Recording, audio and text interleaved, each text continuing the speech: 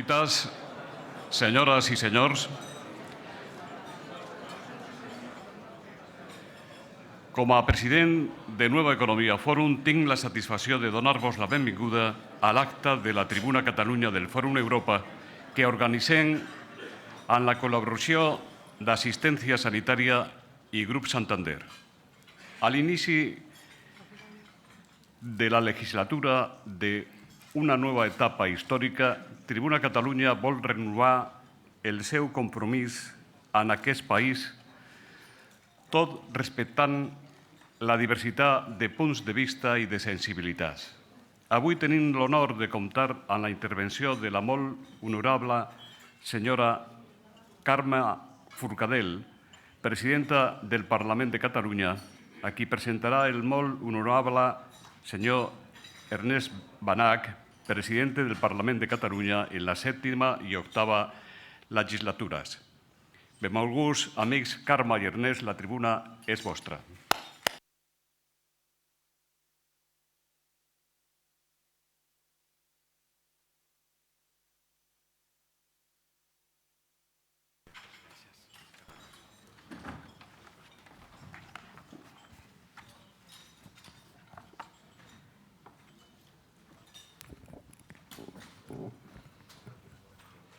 Molt bon dia.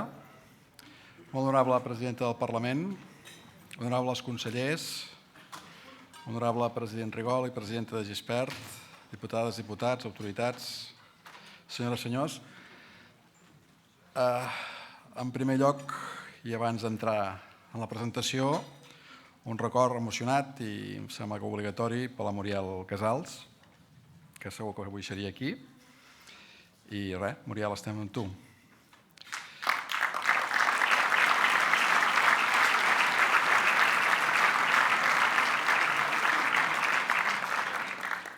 Dels oripells i els silencis de l'oasi català hem passat a un debat polític més dur, però també més autèntic i transparent. Sí que això té riscos, sobretot per part de qui entén la política com la destrucció o deshumanització de l'altre. Per això cal que els impermeables, els que són oli, no envaeixen, com ho fan les taques d'oli, el terreny de joc nacional i democràtic que amb tants esforços hem mantingut sa i estalvi, malgrat la complexitat i la magnitud dels reptes que hem d'enfrontar. Aquest paràgraf el poden haver llegit aquest diumenge passat a les pàgines del diari Ara. El seu autor és Toni Soler i crec que representa perfectament la situació que vivim en aquests moments. Molta gent d'aquest país, dels qui es dediquen a la política, però també dels qui estan a l'entorn de la política, els que es dediquen a analitzar-la, que s'hi relacionen de manera directa o indirecta, encara no han canviat el xip. Analitzen els fets que vivim dia a dia, minut a minut gairebé, com si res no hagués canviat, com si encara les coses es mesuressin en paràmetres que ja són obsolets, i ho són del tot obsolets. Vivim moments de canvis molt grans, i d'aquests canvis en som nosaltres els protagonistes, tot i que probablement encara no en siguem del tot conscients. Canvis en la manera d'educar, canvis en la manera de fer negoci, canvis en la manera de fer i consumir cultura, canvis radicals en la manera de fer política. I això només són petits exemples de les moltes coses que estan canviant dia rere dia. I tan important és saber entendre i saber llegir aquests canvis com formar-ne part activa. Avui determinats problemes i molts dels conflictes que tenim al damunt la taula ja no es poden resoldre a partir d'aquells paràmetres que sempre havien funcionat en la vida política d'aquest país. Impossible. Avui ha canviat el tauler de joc, han canviat les fitxes, han canviat els jugadors. Avui el blanc i negre ha donat el pas al color i aquest encara ha donat pas a una gamma més àmplia i més matisada de colors. I els escenaris ja tenen 3 dimensions pel cap baix, si no 4, i no entenem què està passant. El president Mas va utilitzar una metàfora marinera per il·lustrar el procés polític que viu Catalunya en aquests darrers anys. El viatge cap a Ítaca tenia clares connotacions marineres. No qüestionaré pas jo la metàfora del president Déu me'n guard, però sí que, inspirat per aquesta, em permeto proposar-los un canvi amb la finalitat de marcar exactament el context a partir del qual vull presentar-los la conferenciant d'avui, la molt honorable presidenta del Parlament, Carme Forcadell. Crec, com el president Mas ens proposava, que efectivament Catalunya ha emprès un llarg viatge, un viatge complex, difícil i, tal com res el poema de Cavafis, ple d'aventures, ple de coneixences. Però en tant que vivim en ple segle XXI, imagino la travessia en un gran avió, un immens avió. I efectivament el viatge és llarg. L'enlairament s'ha complicat de manera extraordinària, fins al punt que determinats problemes logístics van amenaçar en suspendre'l i quedar-se tothom a terra. Suspendre el vol afegia molts interrogants i dubtes al procés. Significava endarrerir-lo amb riscos molt grans que el viatge en qüestió quedés aplaçat per unes quantes generacions. Però a darrera hora, in extremis, l'avió va salpar amb grans dificultats. Ja som en ple vol, tot i que encara no hem agafat velocitat de creuer. De moment, per continuar la metàfora, sembla que tindrem vent de cara i s'albinen unes quantes turbulències al llarg del trajecte, acompanyades també de tempestes que poden arribar a ser espectaculars. Disculpin que m'hagi recreat en la metàfora, però crec que els temps que venen seran molt complicats i difícils.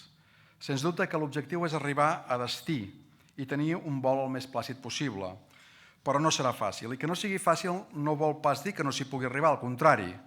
En aquest país, per sort, els reptes ens estimulen. Seguint amb la metàfora, estaran d'acord amb mi que una travessia d'aquestes característiques necessita d'una tripulació forta, sòlida, ben preparada i que sigui creïble. Necessita d'un impecable treball en equip. Necessita de comandantes i comandants a qui no tremoli el pols a l'hora de donar estabilitat a la nau. Necessita de referents, de líders que siguin del tot creïbles. Sincerament, crec que a hores d'ara, i els ho dic en tant que passatger d'aquest imaginari avió, estic molt tranquil. Estem en bones mans. Al començar els deia que tot ha canviat molt i que la política ha canviat radicalment. Els confesso que quan sento a parlar de nova i vella política tinc la sensació que en determinats moments acabem de descobrir la sopa d'all. Vivim en el món de les paradoxes. Som hipercrítics amb la política, qüestionem els polítics, no salvem absolutament ningú d'aquest món on tots són defectes i tot està mal fet. Però, ai las, només des de la política trobarem la solució a tants i tants problemes que ens afecten. Per desgràcia, la dicotomia vella política versus nova política en els termes que està plantejada em sembla una més de les moltes tàctiques que el màrqueting polític ha hagut d'inventar per intentar treure un electorat que cada cop és més distant, cada cop és més crític, i això és bo, i cada cop menys sensible a les promeses i als cants de sirena. Que hi ha una vella i una nova política? I tant que sí. Però potser el que hauríem de definir millor és què és una mala política, la corrupció, el tacticisme, la manca de diàleg, l'egoisme, els individualismes, els egos malentesos, etc. I una bona política, representada per la transparència, representada per la voluntat de servei sense condicions, per la renovació permanent, pel diàleg fluid, per la participació compromesa, pel treball en equip, pels lideratges moderns i avançats, etc. I aquí arribo a la Carme Forcadell. La Carme és coneguda arreu del país com la persona que ha presidit l'Assemblea Nacional Catalana, l'organització de la societat civil que políticament ha tingut un paper clau, juntament amb Òmnium Cultural i altres entitats, en el desenvolupament del procés que estem vivint. L'ANC és una de les grans constructores de l'avió que ens ha permès emprendre el vol. I la Carme s'ha passat uns quants anys picant pedra, uns quants anys recorrent Catalunya de nord a sud, d'est a oest. I la Carme, en un moment determinat, va dir allò que tots recordem: president, posi les urnes. La qual cosa, alguns li van criticar, d'altres no van entendre i molts vam agrair. Per mi la Carme Forcadell representa precisament aquesta nova manera de fer política, és a dir, una persona que agafa tot el seu potencial polític a partir d'una entitat de la societat civil, una entitat que s'ha autoorganitzat de baix cap dalt, que és transversal, que territorialment ha aconseguit un desplegament que cap ni un dels partits polítics existents avui al nostre país ha aconseguit mai. I aquí és on vull posar el valor del que diuen nova política. Per a mi que la Carme Forcadell sigui la presidenta del Parlament de Catalunya avui és una mostra clara que a Catalunya les coses es belluguen de debò, que certament estan canviant determinades maneres de fer i també maneres de ser. I és un exemple clar del que, des del meu punt de vista, significa nova política, o millor dit, bona política. Que una representant de la societat civil que ha exercit un lideratge indiscutible faci el pas a les institucions és una molt bona notícia. Aquesta xartolina de naixement i sabadellenca d'adopció és catedràtica d'ensenyament secundari, llicenciada en Filosofia i en Ciències de la Comunicació per la Universitat Autònoma de Barcelona i té un màster de Filologia Catalana per aquesta universitat. La coneixem com a presidenta de l'ANC, però la seva trajectòria política i cívica és llarga. Regidora per Esquerra Republicana a l'Ajuntament de Sabadell, sempre ha estat vinculada a moviments cívics que treballen per la causa nacional, des de l'Òmnium a la Plataforma pel Dret a Decidir, passant per la Plataforma per la Llengua, la Comissió per la Dignitat i la mateixa ANC. Acabo, si m'ho permeten, amb una reivindicació. El dia que la Carme va assumir la presidència del Parlament, l'anterior presidenta, la molt honorable Núria de Gispert, li va lliurar una carta.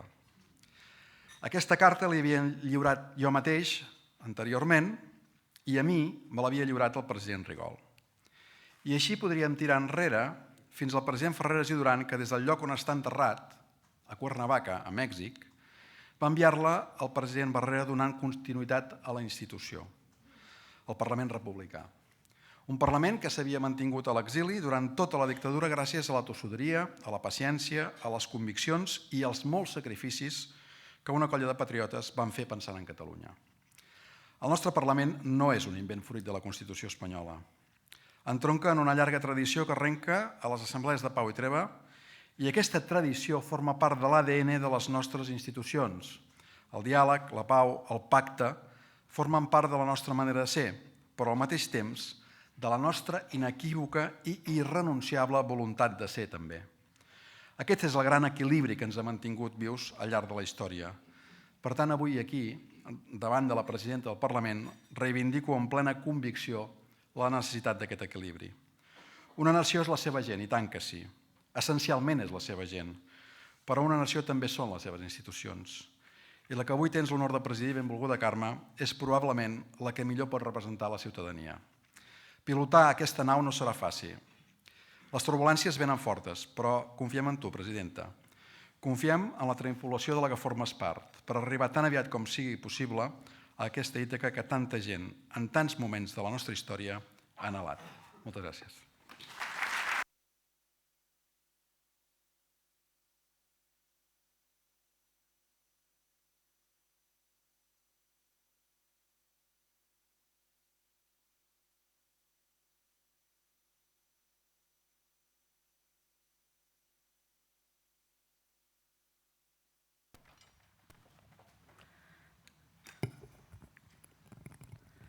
Conselleres i consellers, membres de la mesa, president Montilla, president Benach, president Rigol, presidenta de Gispert, presidents i portaveus de grups parlamentaris, diputats i diputades del Parlament de Catalunya, membres del cos consular, resta d'autoritats, senyores i senyors, molt bon dia a tothom i moltes gràcies per ser aquí.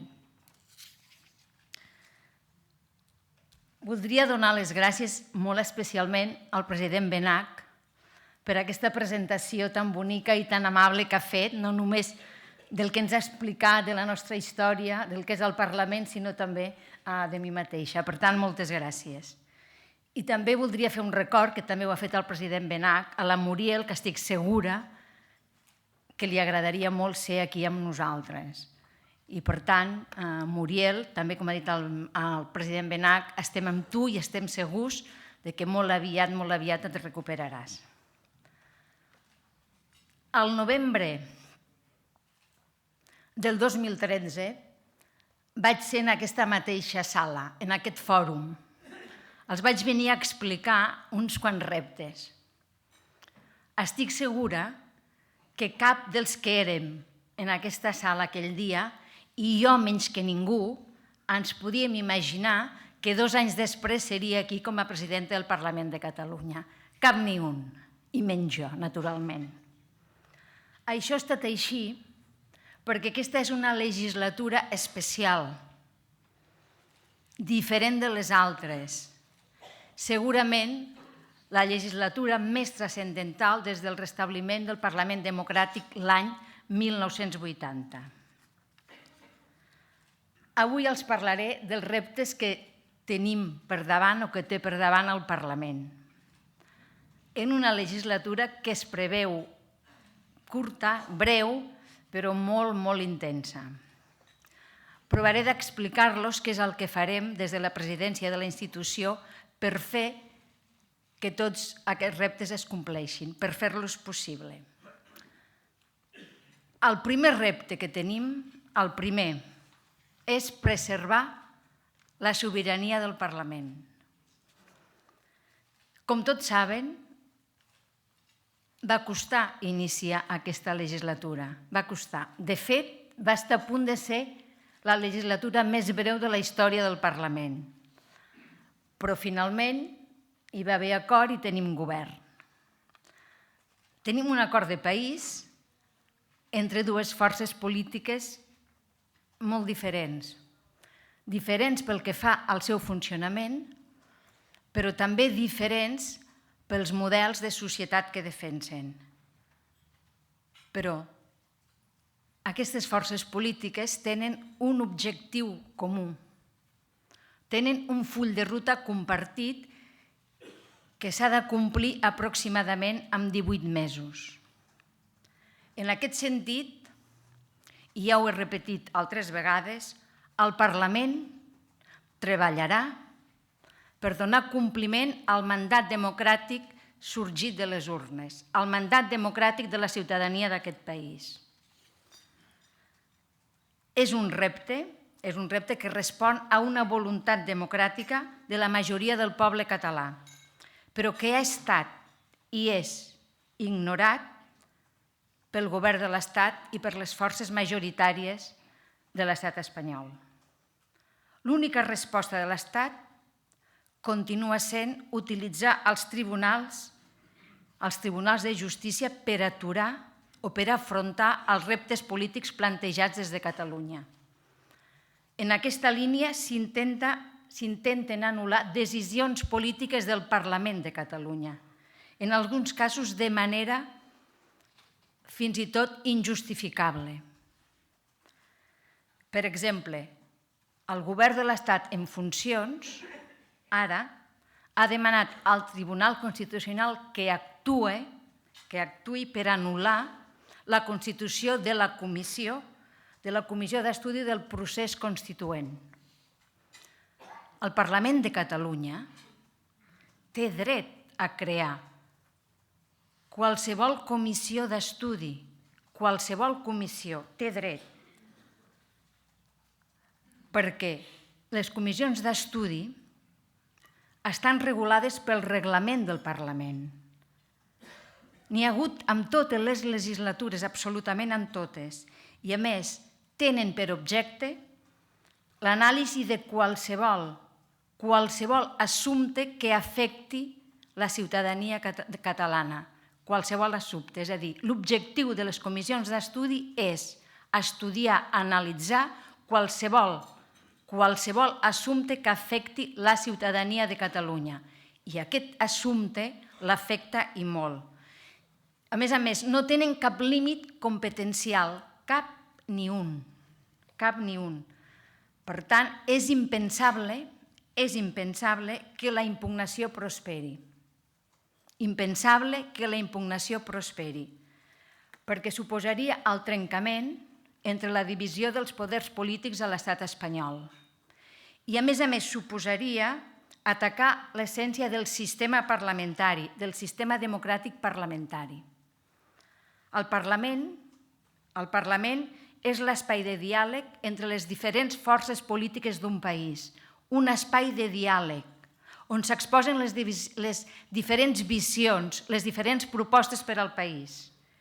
Qualsevol tema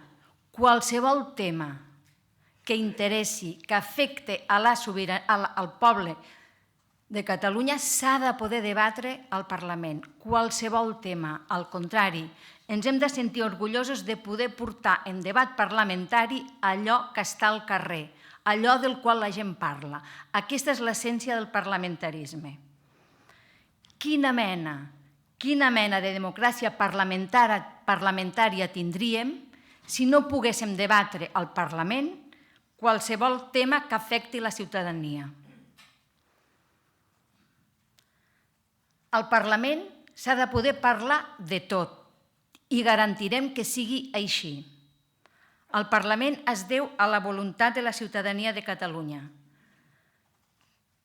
Conseqüentment, defensarem el mandat democràtic sorgit a les urnes. Defensarem la sobirania del Parlament de Catalunya.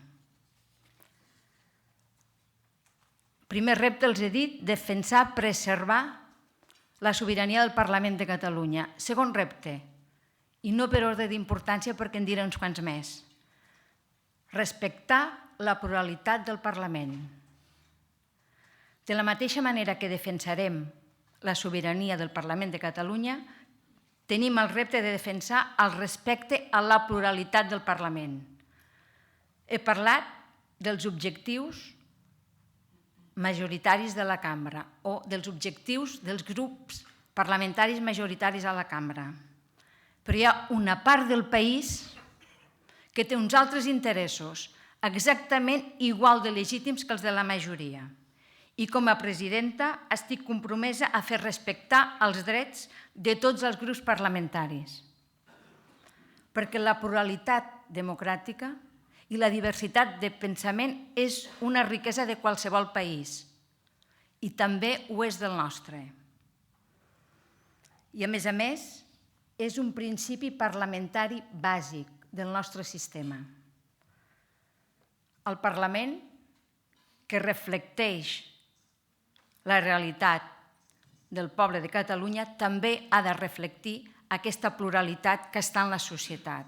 I nosaltres ho considerem una riquesa que s'ha de defensar. Així ho vaig expressar en la presa de possessió del meu càrrec.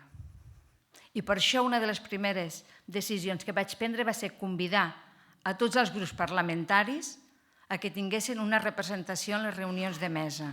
Absolutament a tots. Perquè entenem que aquesta pluralitat i aquesta diversitat del Parlament ha d'estar present en tots els llocs de presa de decisió. Nosaltres entenem que la pluralitat i la diversitat es defensa amb fets. I això és un fet. És un fet. Encara que no ho contempli el reglament i encara que mai no s'havia fet, però que penso que va ser una decisió molt bona, molt positiva i que crec que s'hauria de continuar mantenint en posteriors legislatures. Així mateix, també he establert reunions mensuals amb tots els presidents dels grups parlamentaris, perquè amb els representants a la mesa i amb els portaveus ens veiem de manera periòdica en reunions setmanals o quinzenals que tenim, però en canvi no hi havia un espai de trobada amb els presidents dels grups parlamentaris. L'hem establert perquè entenem que és important tenir un diàleg fluid i continuat amb els presidents dels grups parlamentaris, perquè es pot arribar a parlar absolutament de tot, què és el millor, podem compartir què és el millor, en quin moment estem, com fer les coses i sobretot per llimar les disfuncions que puguen sorgir en les dinàmiques parlamentàries. Per tant, diàleg amb els grups, defensa de la pluralitat del Parlament com una riquesa del país, com una riquesa de la nostra societat. Un altre repte que tenim és afrontar les emergències socials. Hi ha qüestions importants de país que superen les diferències partidistes i espero que els grups parlamentaris facin un exercici de responsabilitat i col·laboren junts en un dels reptes més importants que tenim, que és donar resposta als aspectes socials de la crisi econòmica. Tots sabem que hi ha moltes persones, molts catalans i catalanes que estan en una situació precària, que estan vivint en unes condicions molt difícils. Confio que els plans, les propostes, els projectes que es presenten per afrontar les emergències socials s'analitzin com a proposta i no es miri quin grup l'ha proposat. Espero i desitjo que s'analitzen i es treballen sense mirar qui les proposa. Al igual que s'ha demostrat que el procés està per sobre d'interessos personals i de partit, també fer front a les necessitats d'aquestes persones està per sobre, moltes vegades, del joc parlamentari entre govern i oposició. El desgast dels oponents polítics no és justificable en aquestes qüestions. Cal ser conscients, però, de les limitacions pressupostàries per evitar fer demagògia. No podem fer demagògia amb aquestes qüestions. No podem obviar que el finançament de la Generalitat està condicionat i limitat per l'Estat, però cal que des del Parlament posem tots els nostres recursos per impulsar l'acció de govern que faci front a les emergències socials. És un repte que tenim com a Parlament, que tenim tots els grups parlamentaris i que estic segura que tots actuaran amb responsabilitat i col·laboraran i jutjaran les propostes per la seva bonança i no per qui les ha presentat. Un altre repte que tenim, també molt important, per la seva dimensió social, és el repte de la transparència. Perquè volem un país net de corrupció. I això passa per aconseguir la màxima transparència en l'acció del govern, en l'acció de totes les administracions, així com en els processos de presa de decisió. Transparència per recuperar la confiança de la ciutadania en les seves institucions i en els seus representants polítics. I transparència per afrontar la corrupció. Això significa que el Parlament, per nosaltres sempre diem que ens agradaria que el Parlament fos una institució amb les parets de vidre, transparent, clara, amb informació, amb accés a la informació. A mi personalment m'agradaria que aquesta legislatura fos o signifiqués l'inici de la fi de la corrupció. De fet, comptem amb una eina important, amb una eina de base, que és la Llei de Transparència, Accés a la Informació Pública i Bon Govern, que va ser aprovada al desembre del 2014. Aquesta llei respectava l'autonomia parlamentària i remetia a la modificació del reglament per poder complir-la. Aquesta modificació del reglament es va aprovar la legislatura passada, al juliol del 2015. Per tant, molt poc temps després que s'acabés la legislatura. Ara estem en una fase de desenvolupament i d'aplicació. Algunes mesures ja es van començar a aplicar en la legislatura passada.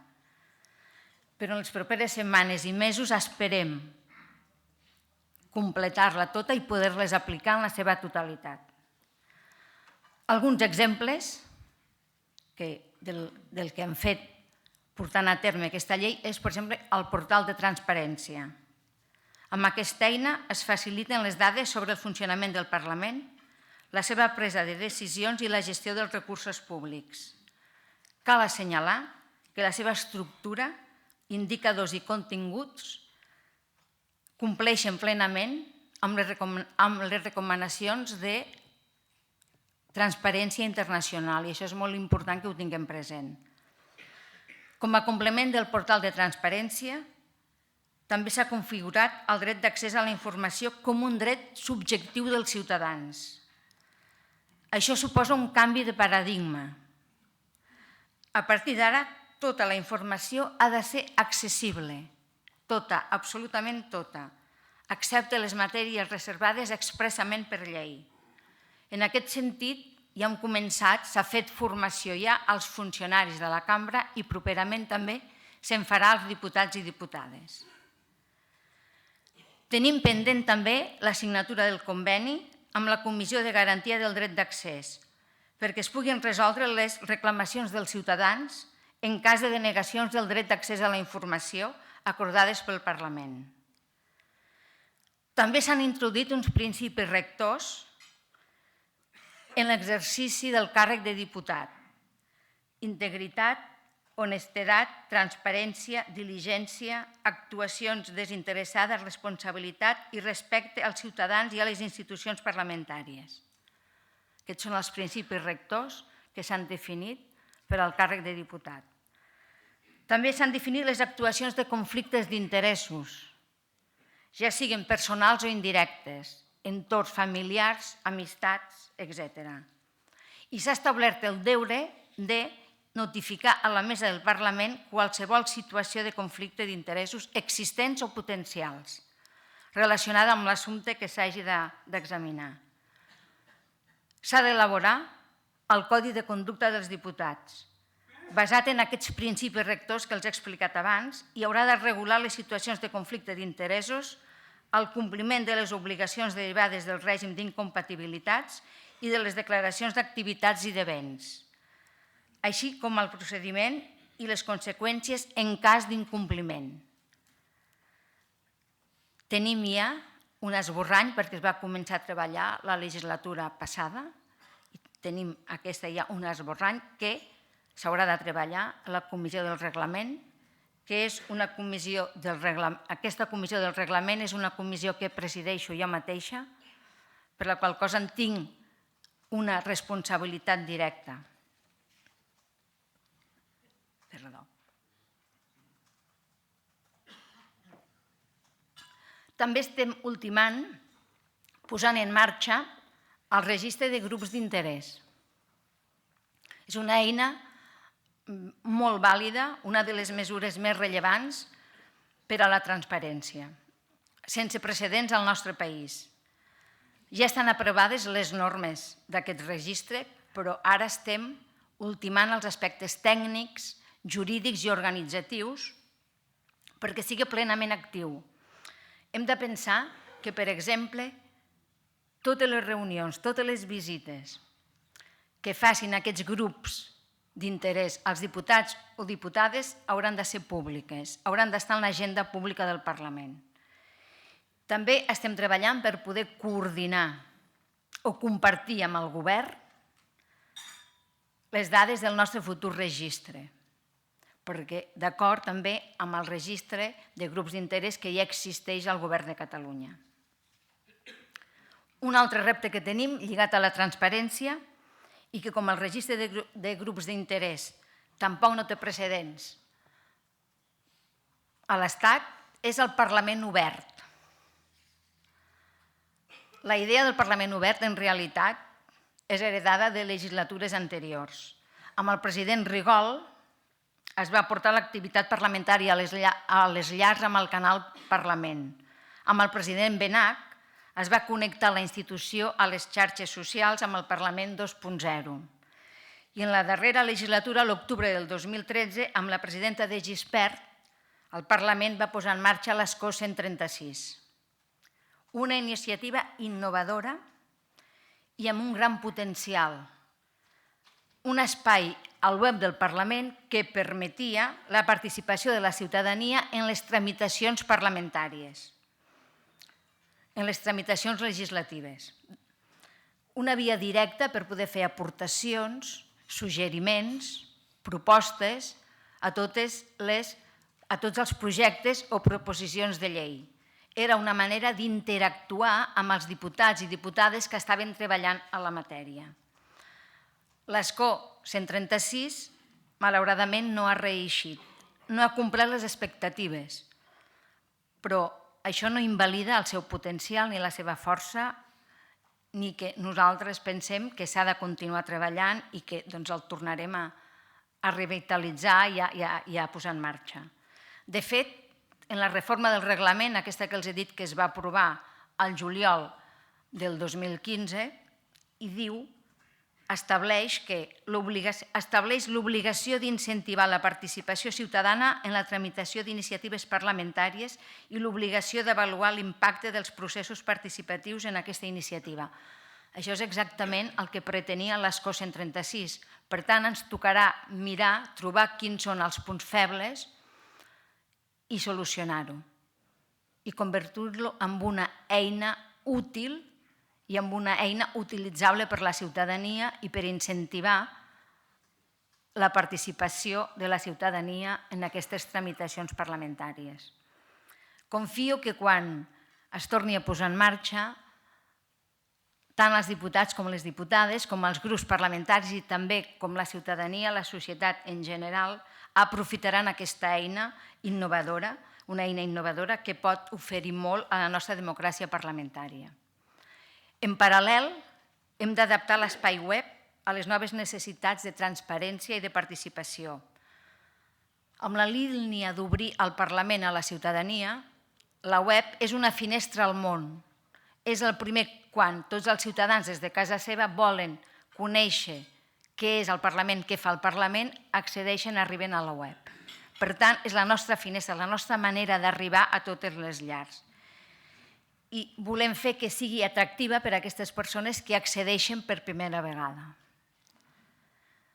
Volem posar-la al dia per cobrir tant la recerca especialitzada d'informació, que és la que ara més s'utilitza, és a dir, la majoria de visites que tenim al web és dels mateixos grups parlamentaris, dels mateixos diputats, del govern, de gent interessada en saber quan es va aprovar aquella llei, què va dir o què va fer aquell grup parlamentari. És a dir, fan una busca especialitzada i s'utilitza per persones, per ciutadans que ja estan, que ja ho coneixen.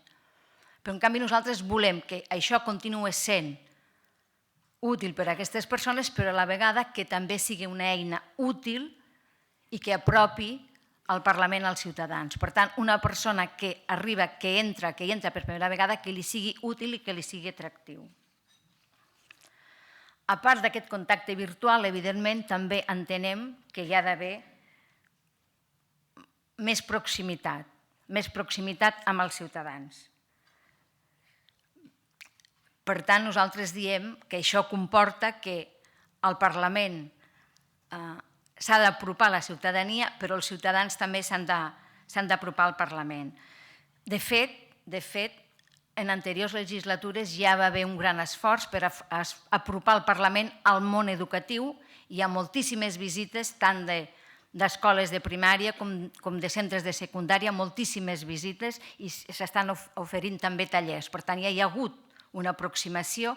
Nosaltres això ho volem incentivar, volem potenciar les audiències, les trobades, les reunions, els actes, les jornades de treball i les jornades del debat dins del mateix Parlament. I a la vegada també sortir al territori. Visites institucionals, participació en actes i activitats i conferències com aquesta on expliquem què fem i quins són els reptes del Parlament. Un altre repte que tenim és la reforma horària. És un repte del Parlament i és un repte de país. Entenem que cal adaptar els horaris a ritmes més eficients i saludables, que afavoreixen la conciliació o millor la reconciliació entre les nostres vides professionals i les nostres vides personals o familiars. En aquest sentit, a partir de l'informe de la Comissió de la Reforma Horària de la legislatura anterior, al Parlament volem adaptar aquesta reforma i volem ser un model de bones pràctiques. Un model de bones pràctiques pel que fa a les puntualitats, pel que fa als horaris. Consellers, conselleres, podeu marxar, sé que ara teniu, disculpeu, sé que ara teniu govern, ho entenc perfectament, encara que...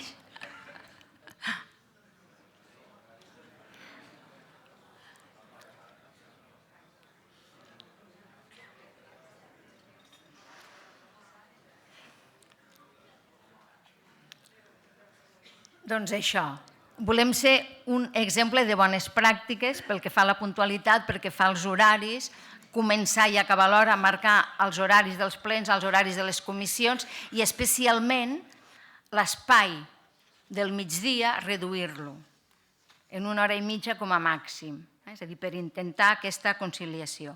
Entenem que això és un repte de país i que encara que la cambra ho fem, ens hem de posar tots d'acord. És a dir, evidentment, si només ho fem la cambra no solucionarem el problema.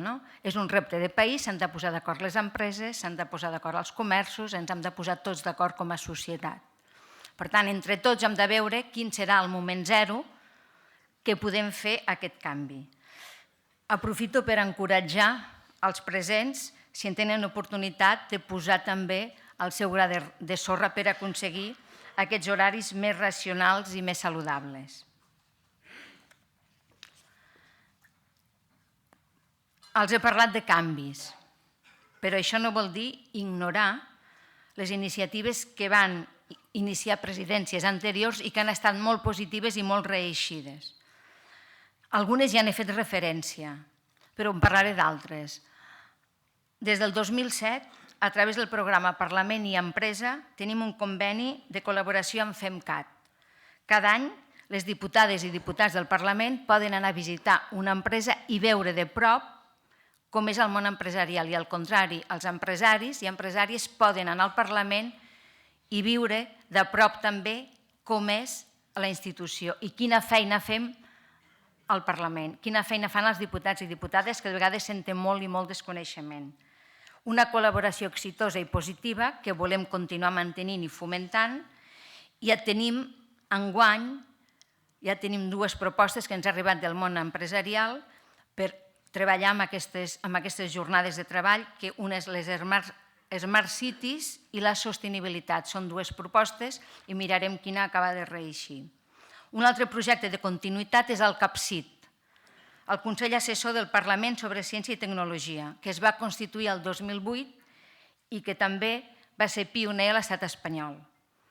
És un òrgan mixt format per diputats, per membres del Parlament i representants d'institucions científiques que elaboren un informe sobre matèries d'interès per a l'acció parlamentària. També elaboren un informe anual sobre l'estat de la ciència i de la tecnologia a Catalunya i organitzen aquestes jornades de participació i debat. Un altre repte que tenim són les relacions internacionals. La meva presidència ha heredat una àmplia xarxa de relacions internacionals de caire institucional que tenim també el repte de restablir. Volem tenir una presència activa en aquesta xarxa, mantenir contactes i lligams amb parlaments estatals i subestatals, per compartir coneixement i projectes, per ajudar a projectar a l'exterior les iniciatives de futur de Catalunya, per desenvolupar projectes legislatius tenint el bagatge i l'experiència d'altres parlaments. L'interès, de fet, és mutu. La Cambra Catalana ha estat històricament innovadora i ha estat objecte d'atenció per molts parlaments, tant subestatals com estatals, d'arreu del món.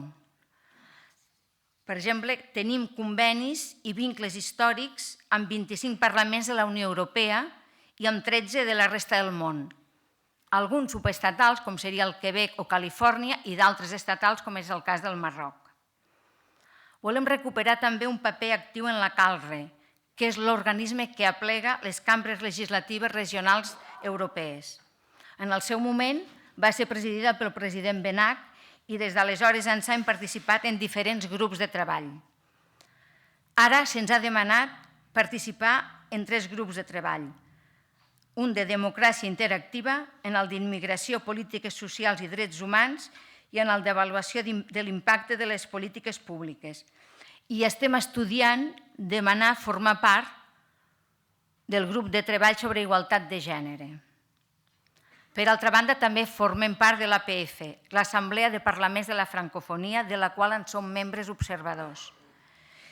I també som membres de l'EPTA, l'organització que agrupa els consells d'assessorament científic d'11 parlaments estatals, entre els quals de tan importants com el d'Alemanya o el Regne Unit, un de subestatal som nosaltres, el de Catalunya, a través del CAPCIT, que ja els he dit abans, i també el Parlament Europeu. Per tant, molts reptes, també a nivell internacional. Un altre repte, i ja vaig acabant, molt important per a mi, el considero imprescindible, és l'igualtat de gènere. Tenim el repte de lluitar per la igualtat de drets i oportunitats reals de les dones en la política i en tots els camps, en tots els àmbits socials. És positiu que una presidenta hagi succeït a una altra presidenta. És veritat, una presidenta hagi succeït a una altra perquè això demostra o visualitza la normalitat de les dones en càrrecs de responsabilitat en la política. I també és veritat que en aquest govern hi ha més conselleres que en l'anterior. Però també és veritat que no hi ha cap secretari general que sigui dona. I això és inacceptable. Per tant, hem de fer molts deures. Pel que fa referència directa a la institució, confio en que la Comissió d'Igualtat tingui un paper rellevant, faci un bon treball. Però no només això. Crec que s'ha de fer des de govern. Crec que s'ha de fer un treball transversal des de totes les conselleries, perquè només així ens en sortirem.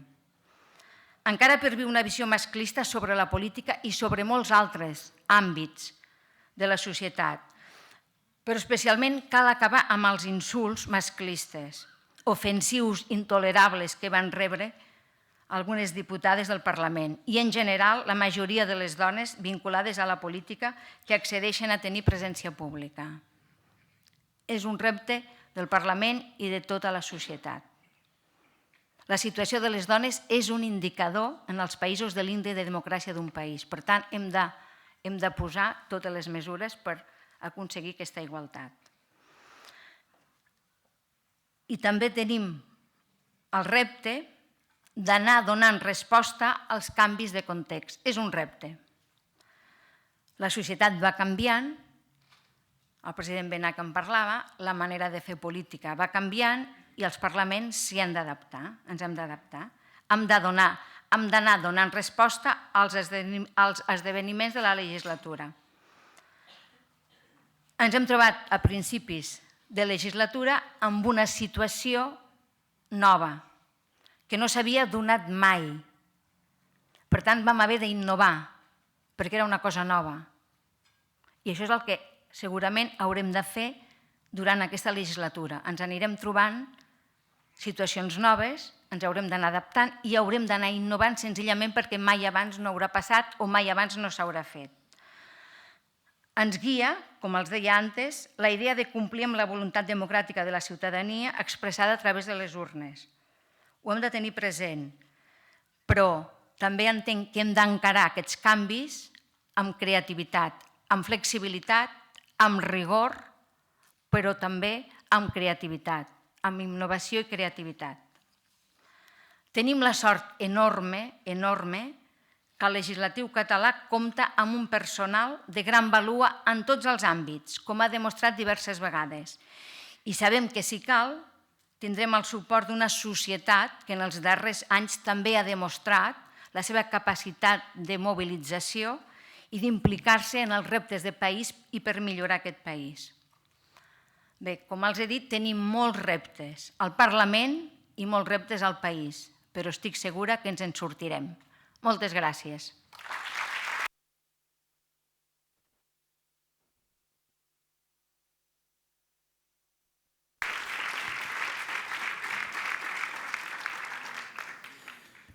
Moltes gràcies, presidenta. Comencem el torn de preguntes i la primera va directa després de l'última decisió del govern espanyol en funcions d'ahir. El Quico Cellers de La Vanguardia li pregunta si està disposada a anar a la presó o a ser inhabilitada.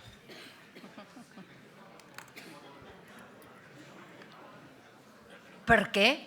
Si estem complint el reglament, no entenc que es pugui ni tan sols imaginar una cosa com aquesta quan l'únic que estan fent és complir el mandat sorgit de les urnes i estàs complint el reglament i estàs complint la legalitat. No ho entenc. Li va sorprendre tot i això la decisió del govern espanyol en funcions de portar al Constitucional la creació d'aquesta comissió, és a dir, fins l'últim dia i en la situació en què estan? No, no m'ha sorprès perquè ja he dit també en la meva conferència que l'única resposta que ha donat el govern espanyol als reptes polítics plantejats des de Catalunya és la utilització dels tribunals. Utilitza els tribunals, especialment el Constitucional, per afrontar els reptes polítics de Catalunya. Per tant, aquesta és l'única resposta. Tots sabem que els reptes polítics només es poden respondre políticament, ho sabem tots. I a mi el que m'estranya és que el govern espanyol no sigui tan democràtic com el govern de la Gran Bretanya i hagi fet un referèndum que n'hi havia un 80% de la població de Catalunya que ho volia. Això és l'únic que m'estranya, que no hagi fet. Això és l'únic per a mi inconcebible, que hi ha un 80% de la societat, de la ciutadania de Catalunya que ha dit pel dret i pel revés que vol un referèndum i no l'ha fet. Això és l'únic que m'estranya, que dins de la Unió Europea hi hagi un país molt democràtic i un altre que té el seu dèficit democràtic. Això és l'únic que m'estranya. Neus Aranda, la presidenta del Teatre Nacional de Catalunya, diu si seria possible la creació d'un tribunal constitucional propi que donés respostes al Constitucional espanyol, al marge del Suprem de Justícia de Catalunya. Em sap greu que se n'ha anat el conseller de Justícia, que era aquí, jo crec que li hauria pogut respondre millor que jo. Jo crec, en tot cas, doncs, estem en aquest procés i això ja es veurà, però jo crec que això li pot respondre millor o als grups parlamentaris o al conseller de Justícia. Catalunya Sí que es pot insisteix a mantenir la comissió i també diu que s'hi hauria de sumar el PSC i Ciutadans. Això com ho veu vostè?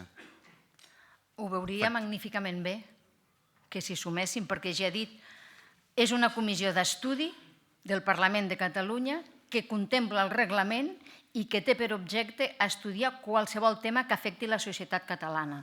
Per tant, estaria molt bé que s'hi poguessin sumar. Parlant ja de la governabilitat, en Francesc Portella, de Barcelona 2020, li pregunta si creu que la CUP complirà l'acord d'estabilitat signat amb Junts pel Sí durant el que queda de legislatura. Jo crec que és un acord que han signat dos grups parlamentaris i, per tant, no tinc per què dubtar que dos grups parlamentaris faltin a la seva paraula. És a dir, no tinc per què dubtar-ho. Hi ha un acord, doncs no tinc per què dubtar-ho. Una de les qüestions que ha dit la CUP és que els pressupostos haurien de ser més socials. Espera que es doni resposta a aquesta demanda? Vostè, de fet, n'ha fet referència. Sí, jo n'estic convençuda, perquè també, no només per la CUP, sinó perquè també l'altre grup majoritari també ho portava en el seu programa, també és una demanda. Per tant, jo crec que sí, i a més, és que jo crec que això és una demanda de tots els grups parlamentaris. Per tant, com he dit abans, no només espero que donem resposta, sinó que espero que quan es votin aquestes mesures tots els grups hi donen suport.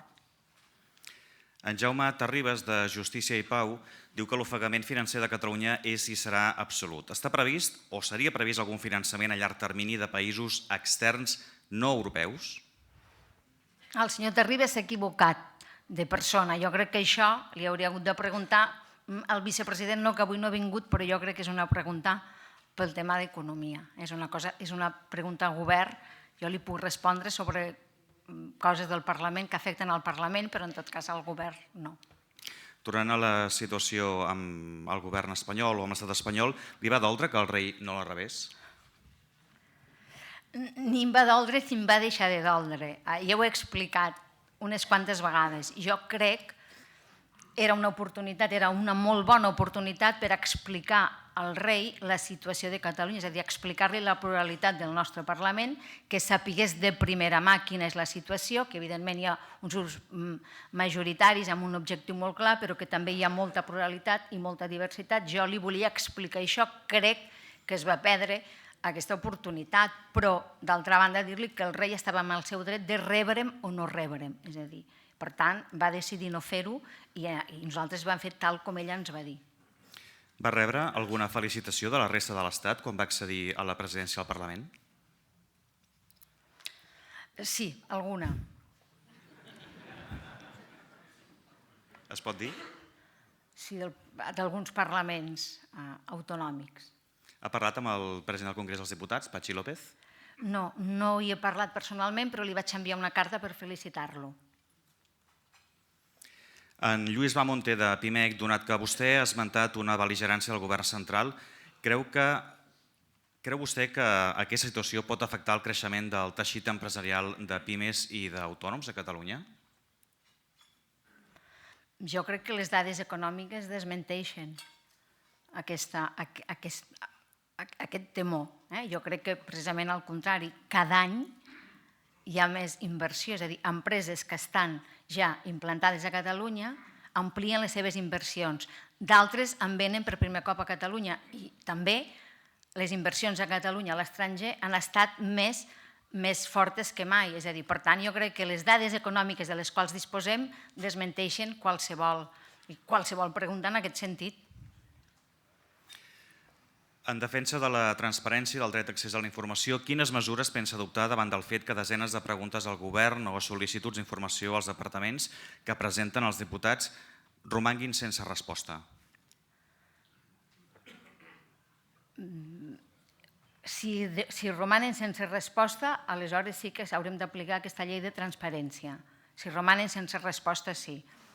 En tot cas, a mi personalment, això no ens ha arribat personalment. És una pregunta que es fa aquí, doncs ens agradaria que en parléssim, que ens ho fes personalment i si fos així s'hauria d'aplicar, evidentment, la llei de transparència. En Joan Domènec Ros, de l'Institut d'Estudis Catalans, li pregunta si està previst tornar a convocar aviat el CAPCIT, el Consell Assessor del Parlament en Ciència i en Tecnologia.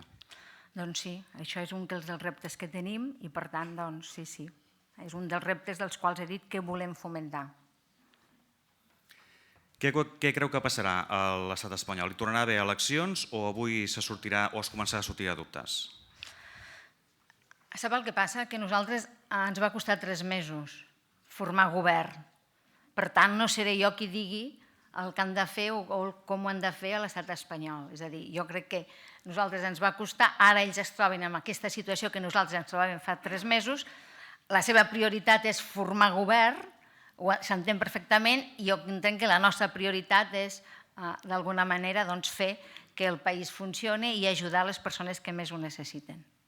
Hi ha una segona part d'aquesta pregunta, que és pel procés català, què és millor que passi a Espanya? Pel procés català, què és millor? Home, el millor per a Espanya, el millor per al procés català seria que a l'estat espanyol hi hagués un govern dialogant i que hi hagués un govern que reconegués la sobirania de Catalunya i que es pogués fer un referèndum. Això seria el millor. Ara, amb la situació que ara això és possible, doncs em sembla que no. Vostè ha fet referència abans al referèndum, a l'actuació del govern britànic en el tema d'Escòcia. Creu que hi pot haver alguna possibilitat que a la propera legislatura espanyola hi hagi referèndum, si Podemos té suficient força o incidència en el govern espanyol, que es creï? No sé, ja li he dit que no em pertoquen a mi dir com serà el govern espanyol, perquè després dels 3 mesos nostres entenc que ara el problema és seu. Però jo entenc i espero que Podemos mantingui la proposta del referèndum, però malauradament no sé si tindrà prou força per imposar això al govern espanyol tal com vostè diu.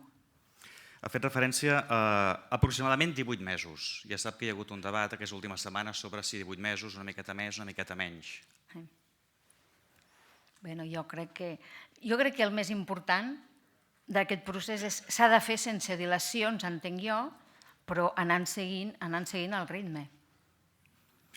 Dins d'aquests 18 mesos hi ha una altra diada, al setembre d'aquest any.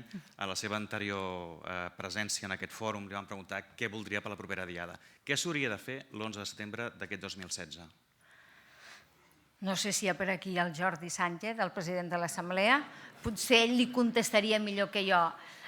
Jo crec que s'ha de fer, a mi m'agradaria que fos una cosa diferent, que fos una diada diferent. M'agradaria que fos una diada diferent perquè la situació no és la mateixa, és diferent. I per tant aquesta diada hauria de reflectir aquesta diferència.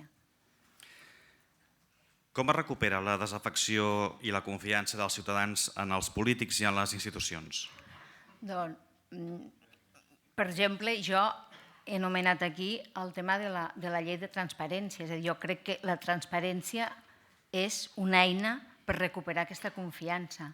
El fet que es conegui el que es fa, el que fa el govern, el que fa el Parlament, es conegui com es distribueixen, com es gasten els recursos públics, és a dir, és la millor manera, és a dir, la transparència, la claretat, la informació és la millor manera de lluitar contra la corrupció i és la millor manera també de recuperar aquesta confiança. Crec que tenim eines per fer-ho i crec que ho hem de fer i que tenim el deure de fer-ho.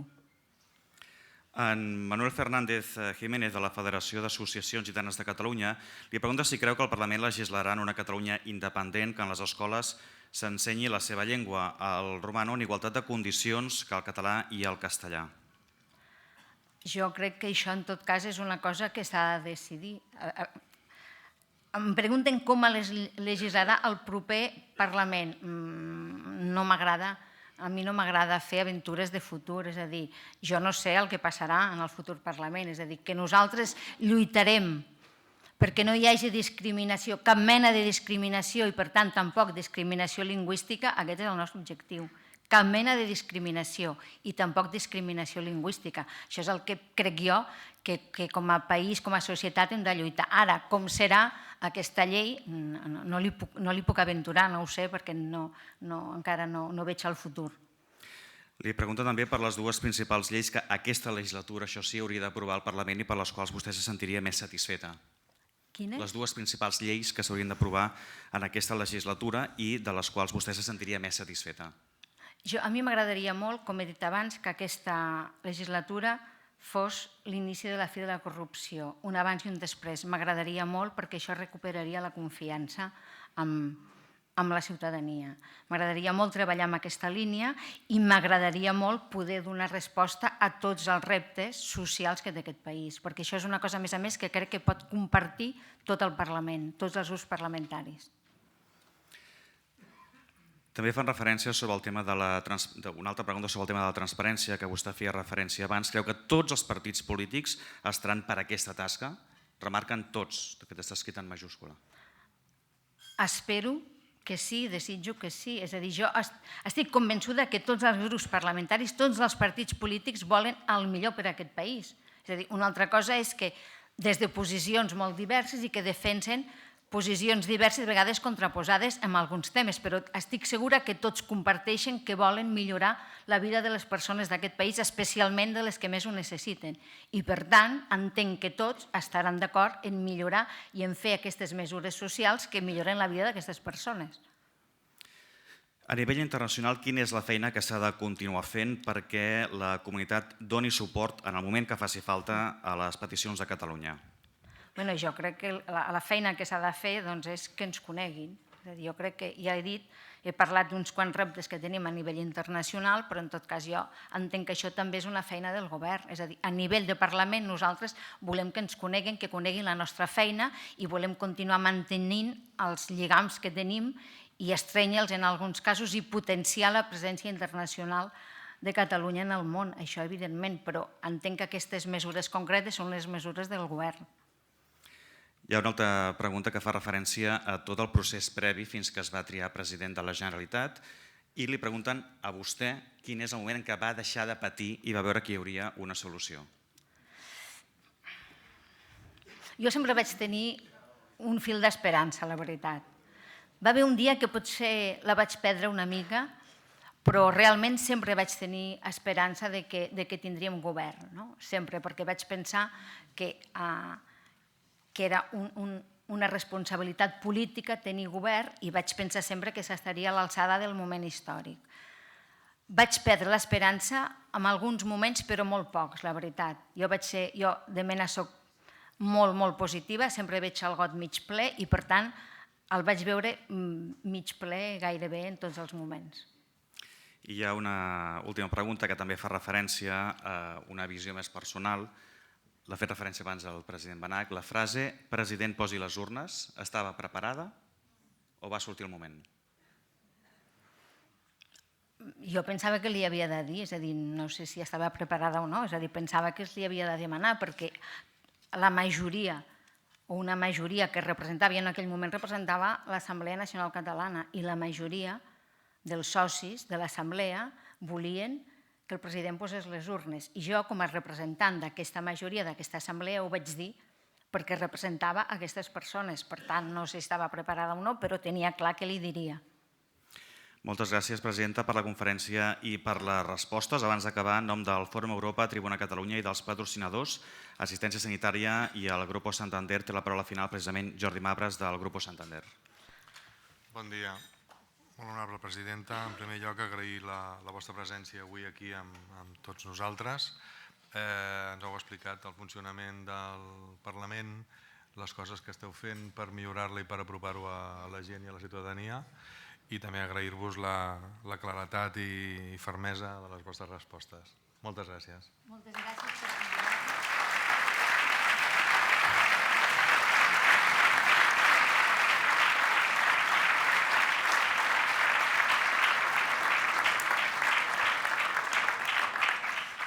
Moltes gràcies per convidar-me, a la vostra disposició, i ja ho sabeu, aquests reptes que us he explicat són reptes del Parlament, però molts són reptes de país. Us animo a que ens ajudeu a fer-los possible. Moltes gràcies i molt bon dia.